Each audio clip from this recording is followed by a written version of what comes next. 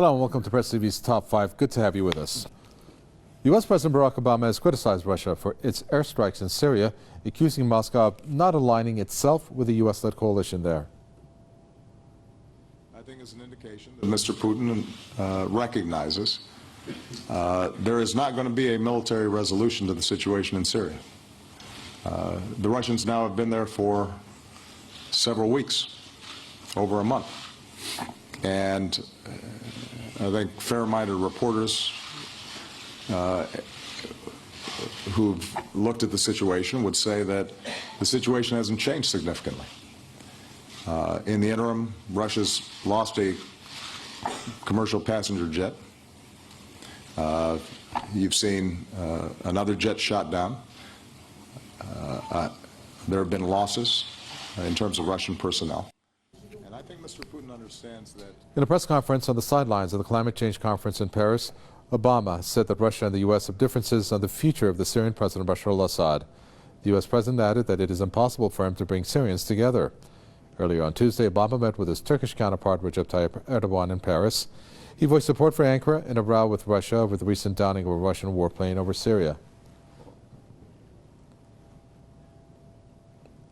I want to be very clear. Turkey is a NATO ally. Along with our allies, the United States supports Turkey's right to defend itself and its airspace and its territory. And we're very much committed to Turkey's security and its sovereignty. We discussed how Turkey and Russia can work together to de-escalate tensions and find a diplomatic path to resolve this issue. Obama also called on Moscow and Ankara to defuse tensions.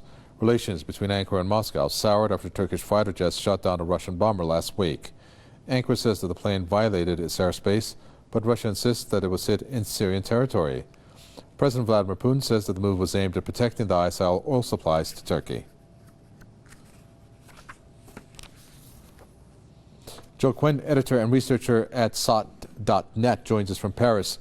Joe Quinn, the evidence is out there in terms of how this scenario went down, and you have the U.S. president that's pretty much feeding to a not so knowledgeable general public. The shooting down was pre-planned.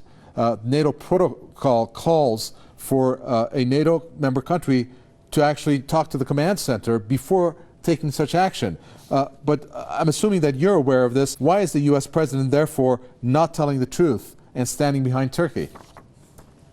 Well, that's a good question. Why is the U.S. president not telling the truth? You could ask that of most U.S. presidents going back 60 or 70 years. They don't tell the truth as a matter of course. I mean, they lie for very specific reasons, because the U.S. and its foreign policy, and this involves the U.S. foreign policy towards Russia and in the Middle East, is all based on a lie. I mean, of course, we're told it's about freedom and democracy, but it's actually about supporting and funding terrorist organizations in different parts of the world to achieve a U.S. foreign policy. And that's exactly what's happening in Turkey right now, or in Syria, and has been happening for the past 4 years.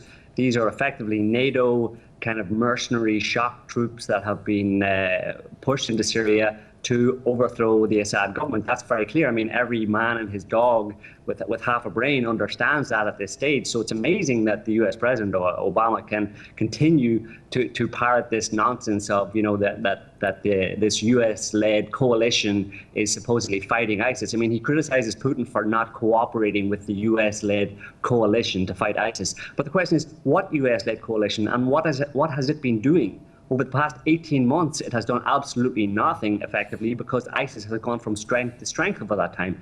It was only when the Russian government and Russian Air Force began airstrikes in Syria that ISIS actually started to be pushed back and seriously threatened in terms of their attempt to overthrow the Syrian government on behalf of NATO. So, I mean, and yeah, this shoot down of the plane, of the Russian plane, clearly by the Turkish military or someone in control of the Turkish military, which is, as you've just said, is effectively NATO. It could not have happened without NATO support.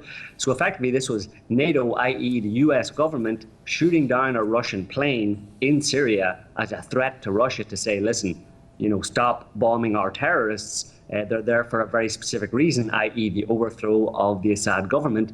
And it's a problem for Russia. Of course, Russia will stand strong, I think, but it is a problem because it poses the threat to Russia of a possible direct confrontation with NATO, which means basically all of the NATO countries, which would put a lot of pressure on Russian relations with other European countries. So, I mean, this is a sneaky, dirty move by the US government in shooting down this jet, but it's to be expected. That's how they operate.